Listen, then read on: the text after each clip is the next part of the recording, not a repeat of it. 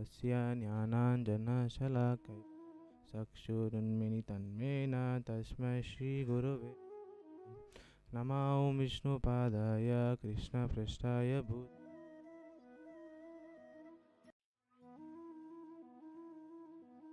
Sati Deve Gauravani Pacharine Nirvishesha Sunyavadi Paschatya Desha Tarine Vancha Kalpataru Brashya Kripa Sindhu Vacha Patitanam Pavanebhyo Vaishnavebhyo Namo Namaha Jaya Shri Krishna Chaitanya Prabhu Nityananda Shri Advaita Gadadhara Srivasadi Gaura Bhaktarinda Hare Krishna Krishna Krishna Hare Hare Hare Rama Rama Rama Hare Hare.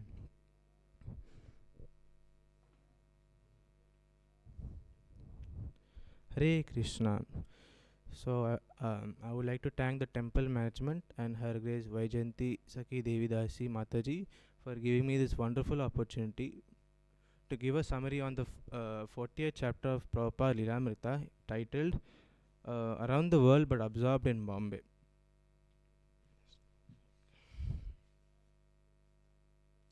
So from the previous chapter, we understood how Prabhupada, Śrīla Prabhupada, had the extraordinary ability of converting any material part of this world into a spiritual reality, so that even a common man can realize this. Prabhupada thought that nothing is truly material in this world if it is used in Krishna's service. And he was following the footsteps of Śrīla Rupa Goswami, of principle of spiritualizing all the resources. Thus, a devotee can engage in the material world without getting spiritually weakened, remaining constantly connected to the spiritual energy. Now, let us start the chapter, Around the World but Absorbed in Bombay. Through this chapter, we will see that although he was preaching all over the world, but his mind and his thoughts were always deeply concerned about the projects that were going on in Mayapur, Vrindavan, and especially Bombay. So Śrīla Prabhupada travelled with 3 disciples around the world. Shyam Sundar Prabhu as his secretary, Pradyumna Prabhu as his servant and Sanskrit editor, and Nandakumar Prabhu as his cook. And this chapter is from the period April 1972 to August 1972. So the first place Prabhupada went was in Australia, where Krishna Consciousness was still young, but Prabhupada gave initiation to many devotees, appeared in TV and radio programs, and also gave lots of morning lectures to interested crowds. This was only his second time in Australia. Last time he came to Australia, he had installed the Radha Gopinath deities, and he gave this famous statement, "Now I am leaving you in the hands of these natures. I cannot take the responsibility. You please guide these boys and girls and give them the intelligence to worship you very nicely." And lo behold, Prabhupada was very happy to see that the Radha Gopinath deities were very well dressed and taken care of. 5 days later, he went to Melbourne in Australia, where he spoke at the local town hall. During the lecture, a local eccentric who called himself the Wizard got up during the lecture and respectfully claimed that he was God and the center of the entire universe. So this was like a shock, like people obviously will get suddenly disturbed by this. But Prabhupada calmly replied, "There are so many people claiming to be God. What makes you different from them?" So this simple response basically exposed the Wizard's ego. And hearing such a simple response, the audience burst into laughter and applause. So we also can see that in many of our preaching experiences, we also face such sudden disturbances. Like may not be this extent, but like these sudden disturbances come. So this Prabhupada taught how to deal with calmly and patiently. Next, Prabhupada visited Hong Kong for one night, where he went to a program arranged by his disciple Bhuijana Prabhu and his wife Jagatarni Mataji. And in this program, they had trained a group of Indian children to recite prayers to Śrīla Prabhupada, like the Guru prayers. And during the question answer session that time, one young boy raised his hand and asked, "Who started the forest fire?" And he was apparently referring to the forest fire pastime from the Krishna book. But Prabhupada interpreted the question in an entirely different way, thinking the material world to be the forest fire. He said, "No one started the forest fire. The forest fire starts automatically. just like two bamboo brushes brushed together and start the forest fire. But we can get out of this forest fire of material existence by chanting the Hare Krishna Maha Mantra. Prabhupada next visited Japan, where he installed the Radha Krishna deities in Tokyo and gave sannyas initiation to the temple president Swadam Prabhu there. So while doing this, he also emphasized that how leaders should not actively actively preach and not stay as management leaders. He also thought that preaching and management must be done in a very completely renounced and detached spirit, even while carrying responsibilities. Despite the cold conditions and physical discomfort in Japan, Prabhupada never lost his focus on fully serving Krishna. The Japanese guests also were very warm and cordial, and they were deeply respectful. They offered flowers and paid full obeisances to Prabhupada, which Prabhupada saw as a hopeful sign for spreading Krishna consciousness in Japan. One more reason why Prabhupada went to Japan was that he had business contracts with Dai Nippon Printing Company, which were printing Prabhupada books at that time. And he was very happy with this company because they gave lots of credit just based on Prabhupada's words.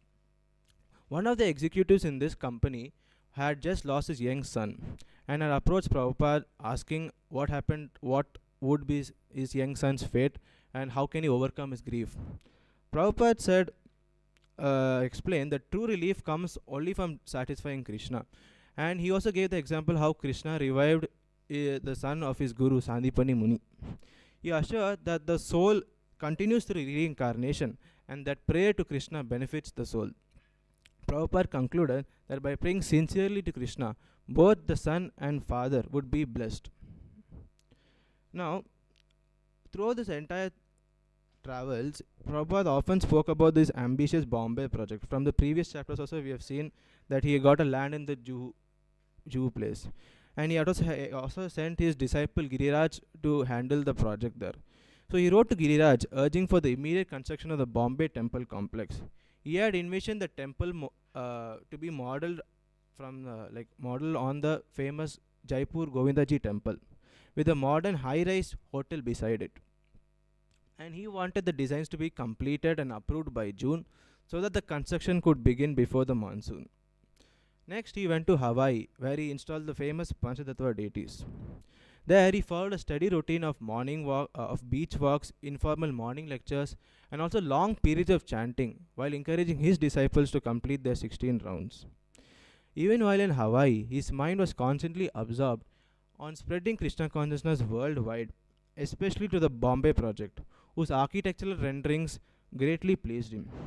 He was also deeply joyful upon hearing the preaching efforts that were happening in Russia, when he had received a letter from one of his disciples, Mandakini Devi Dasi, who was going to Russia to marry a Russian boy so that she can help in preaching there.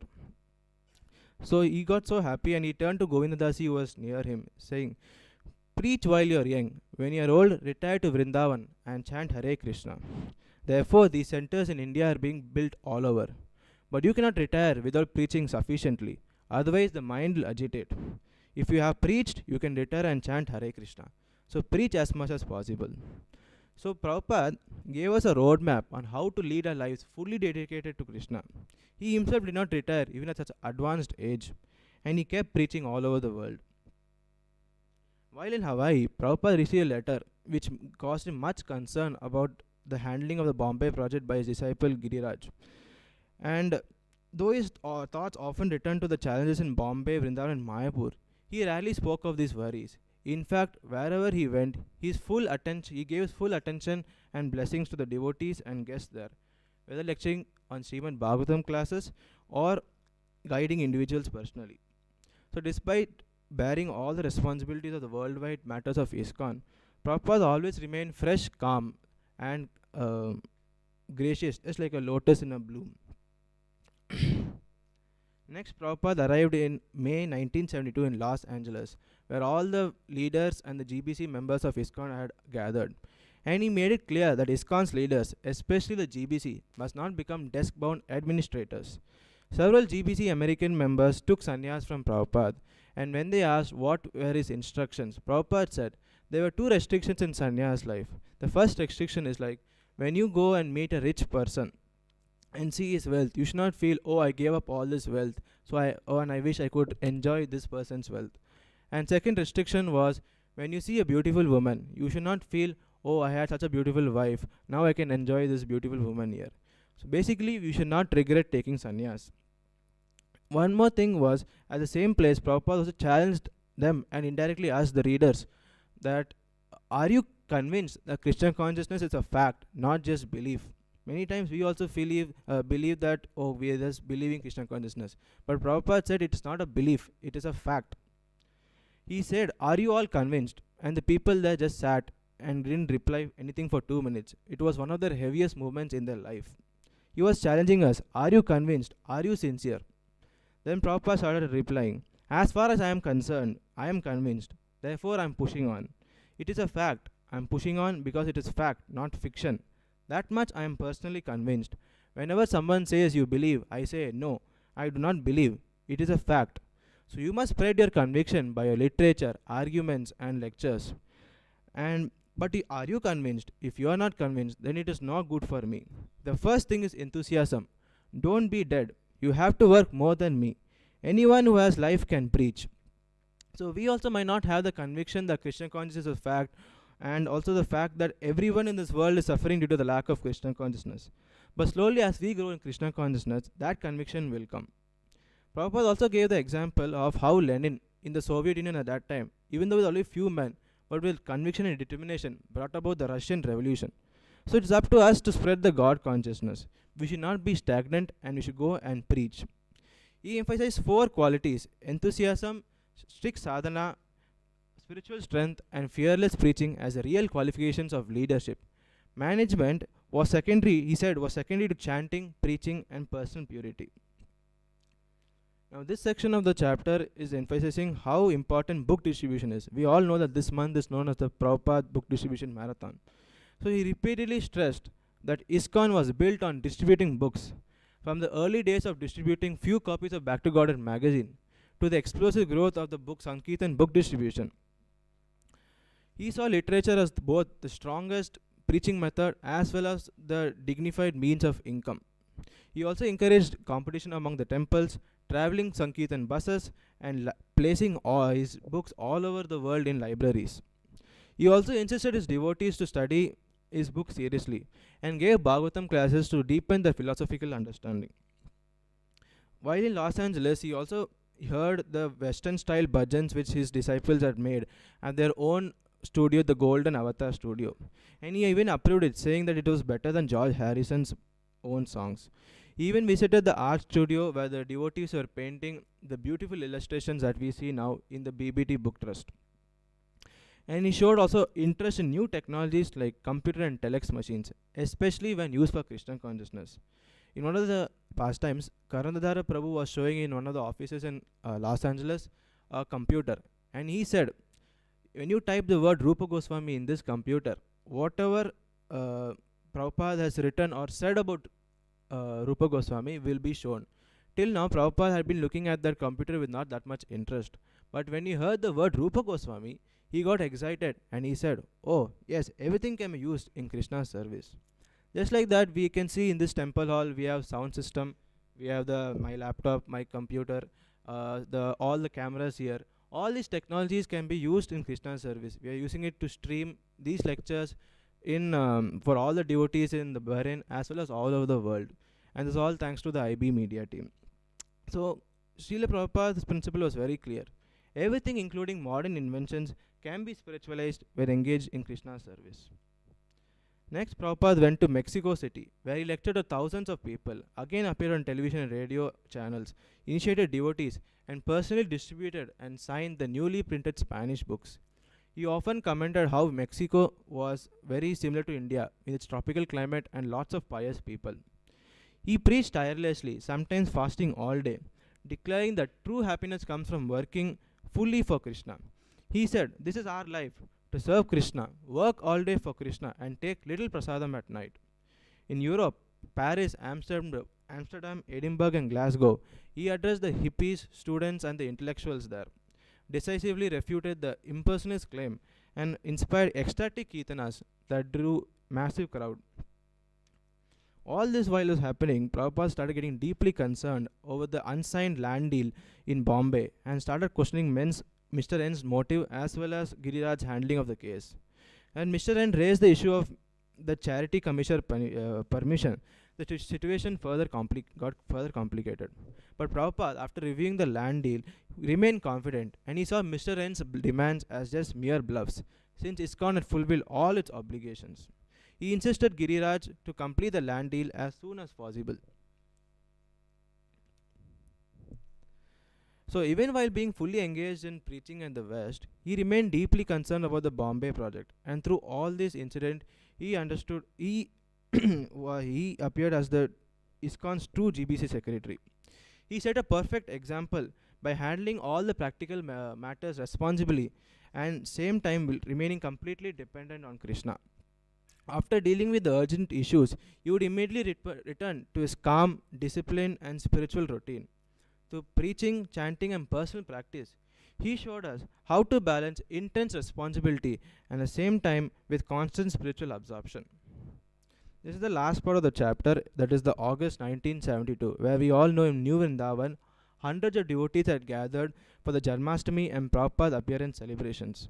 Every day and night, Prabhupada gave Srimad Bhagavatam classes, and each evening, devotees used to carry him in palanquins up and down a hill with roaring Sankirtana and chanting. The scenes were intense and devotional and deeply moved all the devotees there. The next momentous occasion of ISKCON was the establishment of ISKCON's first Gurukula by the Dallas devotees, which were entirely guided by Prabhupada's letters, emphasizing both education and deep spiritual training. Prabhupada saw the Gurukula system as a revival of the ancient education system, meant to create sober, responsible leaders instead of the modern godless education that is there right now. By his visit, about 50 children were enrolled, and school got the strong support from the parents as well as the devotees there. He personally instructed the teachers how to teach the students, advocating simple teaching methods with firm but yet loving discipline without physical punishment. He also interacted warmly with the children there, using humor and affection to demonstrate the ideal teaching. Again, news from Bombay reached Prabhupada in Dallas, which included Giriraj's distress and thoughts of resigning due to mounting difficulties. Giriraj felt overwhelmed by the legal troubles, Mr. N's tactics, and the lack of cooperation among the devotees at Bombay, which deeply worried Prabhupada. And Prabhupada could not even discuss this with his American disciples because they did not knew what was going on in Bombay. Prabhupada spent a sleepless night reflecting on the Juhu project and Mr. N's intentions. He then sent a firm telegram urging immediate settlement of the land deal and advising Giriraj not to resign until he returns. So we can see from this incident that Prabhupada was acting like an army general actually, commanding his officers to hold strong against the influences of Kali Yuga till he returns to give them hope and a way out. At the same time, large marble Radhakrishna deities arrived in Dallas, which were personally chosen by Prabhupada, and he installed it and gave them the name Radha Kalachandji, marking the occasion with joy. So finally, this is the end of the chapter which discusses the Juhu land deal. So while preparing to return to India, so he was traveling all over the world, so now he was preparing to return to India, he repeatedly emphasized how the Juhu land project was vital and worth fighting for, and he was urging for the quick execution of the land deal. He also sent many senior devotees to go and help his disciple there. But the situation worsened when he understood that the ISKCON's own lawyer had withdrawn from the case and started colluding with Mr. N, which confirmed deliberate cheating. Determined to act, Prabhupada prepared for legal action and asked Giriraj to publish newspaper notices and also initiate court proceedings if required. So we can see, even while traveling and preaching worldwide, he remained confident of victory, outlining a clear legal strategy and refusing to be cheated. So from this, personally for me, I would say that we can see how Prabhupada went to many new places and spread Krishna consciousness like wildfire, and also always maintained his purity by strict sadhana and kept the Guru Parampara in front of him, following the orders of his spiritual master. We also saw that despite the issues in Vrindavana, Mayapur, and especially in the Bombay project, where Mr. N was constantly scheming against him, Prabhupada always kept his calm and had the clarity of thought process. And he kept encouraging the devotees there to continue working for Krishna. I felt this chapter was no different from actually describing a war front against Maya, where Prabhupada was the supreme commander of the army of devotees, and his disciples were the generals in all different parts of the world. And whenever it seemed that ISKCON was about to lose ground or his disciples were struggling, he would immediately rush there or write letters encouraging the devotees to keep fighting. And this can be beautifully seen through the fight for the Juhu land deal, which we can see in the subsequent chapters. So we can hope to get inspired from Prabhupada, who shouldered such great responsibilities and practical matters of ISKCON, even at the advanced age, instead of just retiring to Vrindavan. It is because of his decision that he decided, even at the advanced age of 70, to go and preach Krishna consciousness worldwide, that we are sitting here today. So I would like to end by chanting one time Hare Krishna Mahamantra. Hare Krishna, Krishna Krishna, Hare Hare, Hare Rama, Rama Rama, Hare Hare. So first I again thank the temple management for giving this opportunity. And if at all I made any mistake, please forgive me. And I really hope that we got some valuable lessons from this chapter. Hare Krishna. Hare Krishna.